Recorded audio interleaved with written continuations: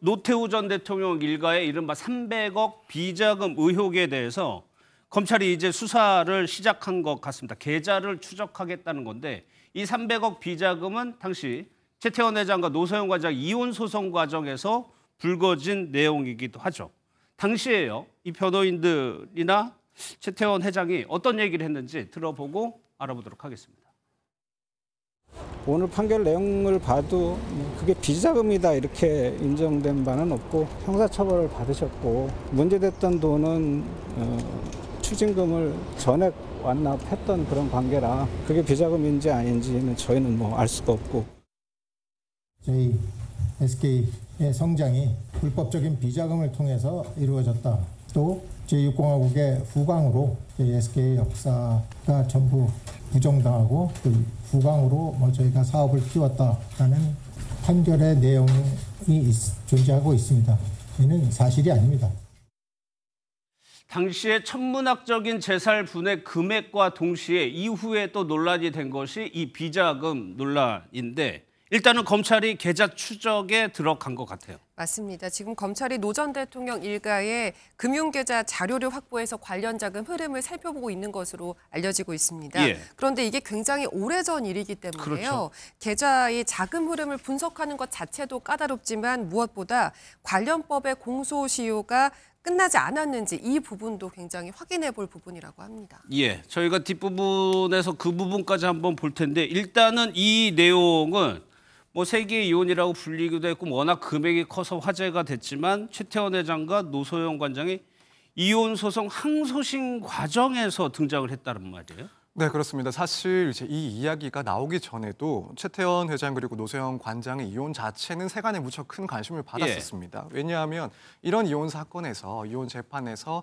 가장 사람들이 관심을 갖게 되는 부분은 뭐 이혼 여부도 물론이지만 나아가서는 과연 이 재산 분할을 어떻게 할까, 누가 얼마만큼의 재산을 나누어서 가져갈까, 이것들을 많이 관심을 갖기 때문에 그게 최대 관심이었죠. 네, 그래서 이제 이 사건 자체는 무척 관심을 받고 있었습니다. 그리고 이제 1심에서 결론이 났을 때는 이제 노소영 관장에게 665억 원을 재산 분할 대상으로 인정을 했었습니다. 그리고 이때까지는 사실 이 비자금 의혹이 나온 그 300억 원에 대한 얘기는 전혀 없었습니다. 1심에서는? 네, 그렇습니다.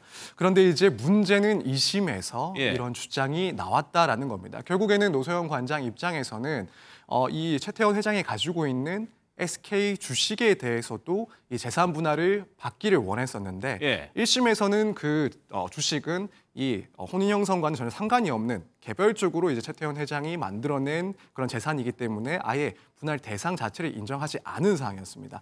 그러니까 2심에 와서 이 30년 된 메모 하나를 증거로 제출을 합니다. 그리고 그 메모 내용은 결국 노태우 전 대통령의 부인 김옥숙 여사가 써놓고 보관을 해왔다라는 메모인데 저 메모입니다. 네, 그렇습니다. 그 메모에는 성경 300억 원이라는 문구가 적혀 있었습니다. 이제 성경이라고 하면 결국 SK의 전신인 회사인데 여기에 이제 노태우 전 대통령 측에서 300억 원을 전달했다라는 그런 취지의 메모가 2심에서 제출이 된 거죠. 그러니까 이제 이 부분은 비자금 300억 원을 지급한 것이다라는 의혹을 받게 됐는데 일단 결국 이 메모가 의미하는 바 그리고 이것을 주장한 이유는 이렇게 노태우 전 대통령 측에서 이 성경 측에 비자금 300억 원을 전달했기 때문에 그 돈으로 SK라는 그룹이 성장할 수가 있었다. 따라서 이 지금 노소영 관장에게 주식에 대해서도 SK 주식에 대해서도 분할을 받을 만한 그런 기여가 인정이 된다라는 주장이었던 겁니다. 그리고 2심에서는 이 300억 원에 대해서 인정을 하고 기여를 인정을 하면서 결국 2심에서 이제 1조가 넘는 그러니까 1심 판결보다 20배 가까이가 되는 그런 거액의 재산 분할 금액을 인정을 했던 그런 상황입니다.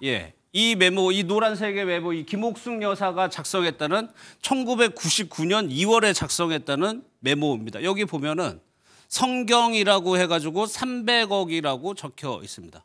99년 2월이죠. 다른 돈들도 적혀 있긴 한데 특히나 주목되는 부분이 저 SK의 전 이름이죠. 성경 300억 원. 이렇게 해서 노소영 관장 측에서 주장을 했어요. 그럼 여기에 대해서 최 회장 측은 뭐라고 반론을 제기했습니까? 사실 최태원 회장 측에서는요. 해당 메모가 등장하리라고 예측하지 못했을 것 같습니다. 이 메모의 내용이 결국 이 노소영 관장 측에서 비자금을 마련했고 그 비자금을 그러니까 본인, 그러니까 구 SK라고 볼 수 있죠. 성경에게 전달했다라는 어찌 보자면 노소영 관장 집안 전체를 보자면 굉장히 불리할 수 있는 내용이기 때문이죠. 예. 하지만 이와 관련해서 어찌 보자면은 이 재산 분할에 있어서 승기를 잡기 위해 히든 카드로 제시한 것으로 보이고요. 최태원 회장도 이 메모의 존재에 대해서 반박을 했습니다.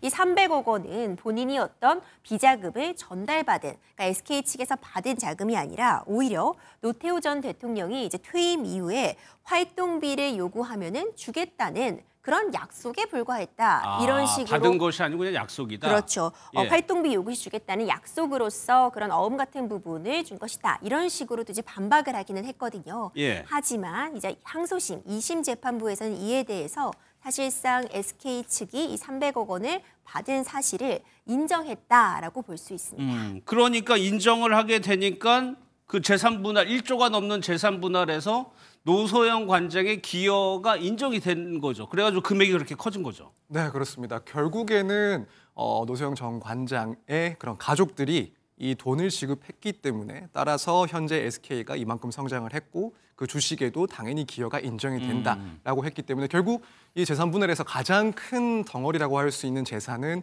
이 SK 주식이었는데 예. 그 주식까지도 이 기여의 그런 분을 인정을 하면서 결국 이 큰 차이가 발생을 하게 된 예. 상황입니다. 그래서 항소심에서 승리로 뭐 결론을 내는데 도움이 되긴 했지만 김유진 아나운서 이게 결과적으로는 그렇다면 이 300억은 도대체 어디서 난 것이냐는 의문이 들면서 비자금 의혹까지 존재까지에 대한 의혹이 들춰진 거거든요. 맞습니다. 이 재산 분할 규모만 놓고 봤을 때는 이게 역대 최고액이라고 하니까 예. 항소심 결과만 놓고 봤을 때는 완벽한 승리처럼 보였지만 이 메모 덕분에 이긴 건 맞지만 메모 때문에 말씀해 주신 것처럼 30년 만에 비자금 의혹이 수면 위로 떠오르게 됐습니다. 5.18 기념재단 등 시민단체가 노 전 대통령 일가를 잇따라 검찰에 고발을 하면서 검찰이 이번에 비자금 의혹 추적에 나서게 됐기 때문에 예. 이 메모가 결국 부메랑으로 돌아온 셈이라고 볼 수 있을 것 같습니다. 예, 이 300억의 실체를 밝혀달라는 고발들이 이어졌던 거죠. 그러면 저희가 뭐 제한적이지만 한번 이 돈의 흐름을 한번 추적을 해볼 텐데 먼저요. 1995년으로 한번 좀 가보도록 하겠습니다. 당시에 노태우 전 대통령이 비자금, 이른바 통치자금이라고 해서 언급한 부분이 있는데 얘기를 한번 들어보겠습니다. 재임하던 5년 동안 약 5천억 원의 통치자금이 조성되었습니다. 주로 기업인들로부터 성금으로 받아 조성된 이 모든 책임은 전적으로 저에게 있습니다. 임 변호사님, 저 때가 95년이고 이 메모는 보시다시피 99년이란 말이에요. 그럼 저기에 포함되지 않았을 가능성이 있는 거잖아요. 그렇죠. 저 당시에 이제 언급이 되었던 내용이 재임 기간 동안 5천억 원 규모로 이제 통치 자금이라고 얘기했지만 이것이 우리가 이야기하는 비자금이라고 그렇죠. 볼 수 있겠죠. 5천억 원 가량이 조성이 되었고 퇴임 당시에 지금 한 1,700억 원 가량 남아 있다고 밝혔는데 예. 그 당시에도 지금 드러나지 않았던 자금 300억 원이라고 충분히 볼 여지가 있습니다. 예. 그렇기 때문에 이 부분이 문제가 되는 것인데 따라서 노소영 관장 측에서도 1심 때는 이 해당 메모가 제시되지 않았거든요.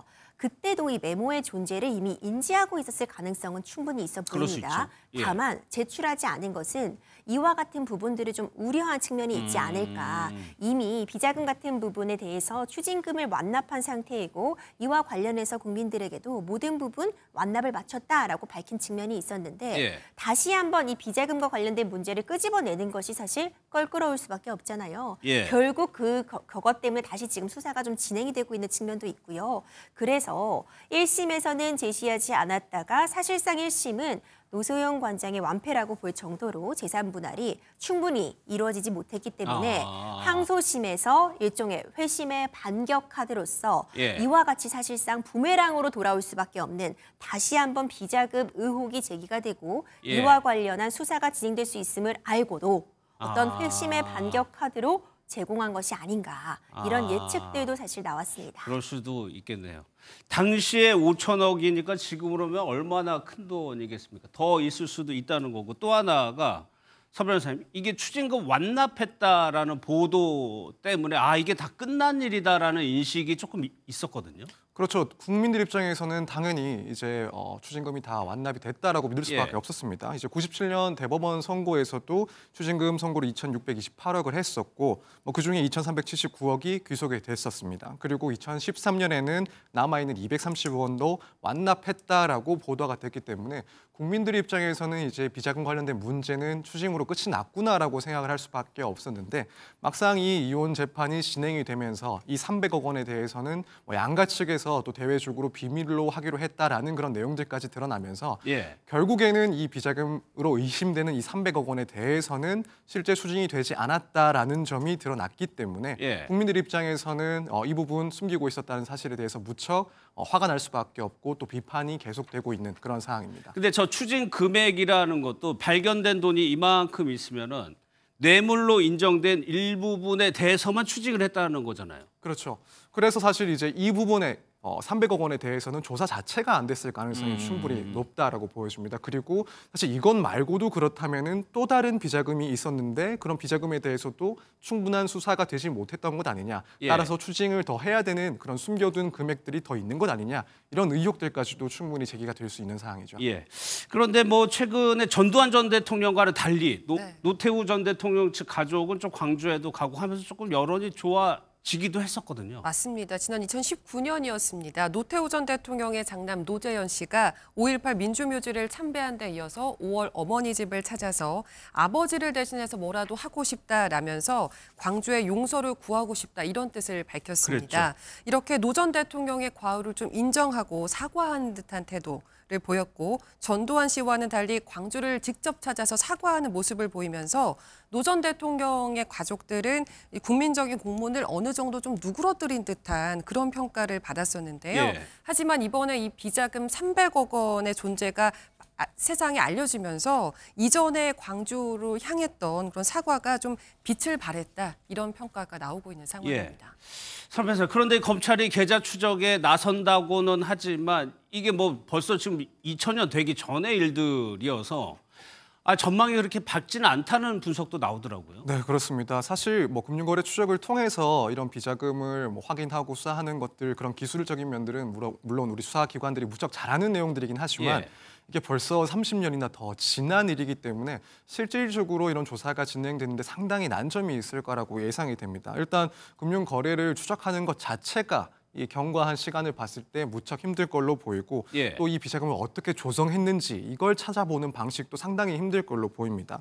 관계자들에 대해서 조사를 하기에도 이미 30년이나 지난 이상 이런 관계자들이 물론 사망한 사람도 있을 거고 오인이 된 분도 있을 테고 살아있다 하더라도 실제로 조사하기까지는 상당히 어려움이 있을 수 있고 또 한편으로는 이 당사자라고 볼 수 있는 노태우 전 대통령도 사실은 사망한 상태이기 때문에 이런 관계자들의 진술을 확보하는 것도 상당히 어려운 것으로 보입니다. 그렇다면은 결국 이 은밀하게 진행되는 비자금 조성에 대해서 이걸 조사할 수 있는 그래서 확보할 수 있는 증거들이 상당히 소실됐다라고 보여지는 상황이기 때문에 검찰 수사가 쉽지는 않을 거다 이렇게 생각을 하고 있습니다. 그러니까 조사에 넘어야 할 난관이 많습니다. 이게 30여 년이나 흘러서 자료가 일단은 없거나 상당히 많을 수가 있고요. 93년도에 아시다시피 금융실명제가 시행이 됐습니다. 그 전에는 시행이 안 됐었기 때문에 그 전에 자금은 또 어떻게 할 것이냐. 또 하나 마지막으로 임 변호사님, 공소시효. 이 문제는 어떻게 되는 겁니까? 공소시효가 만료되었을 가능성도 매우 높다고 점쳐지고 있습니다. 이제 범죄 수익 은닉 같은 경우에 공소시효 7년 규정되어 있고요. 조세 포탈 같은 부분이 인정된다고 해도 최대 15년, 그러니까 30년이나 지난 일이기 때문에 이런 부분들 기간적으로 훌쩍 넘었다는 평가가 가능해 보입니다.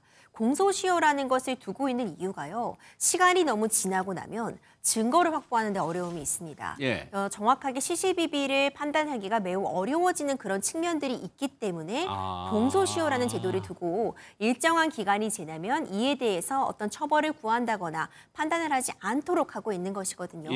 이번 사안 같은 경우 사안의 중대성은 충분히 공감이 되는 상황입니다. 그리고 국민들에게 이런 부분들 좀 명명백백하게 이 상황에 대해서 조사하고 밝힐 필요성이 있겠지만 과연 이것이 비자금 수사로까지 제대로 어떤 탄력을 받아서 처벌까지 이루어질 수 있을지 이런 부분은 사실 조사에 매우 많은 난관들은 있을 수 있어 보입니다. 그럼 임 변호사님 좀 개인적으로 전망을 해보시면 이게 시간이 좀 걸리더라도 찾는 게 가능은 할 것 같으세요?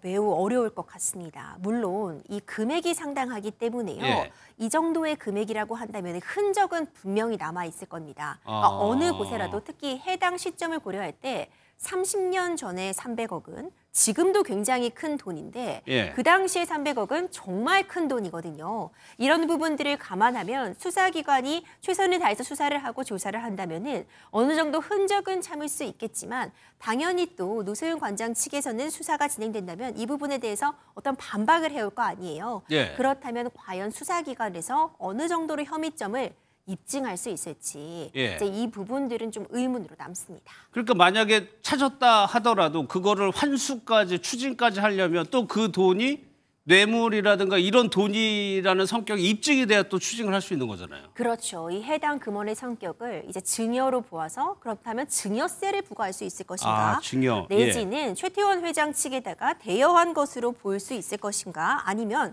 아예 이런 부분, 이 약속 어음의 존재, 이 메모 자체를 부정할 것인가에 따라서 또 경우의 수가 달라질 수 있습니다.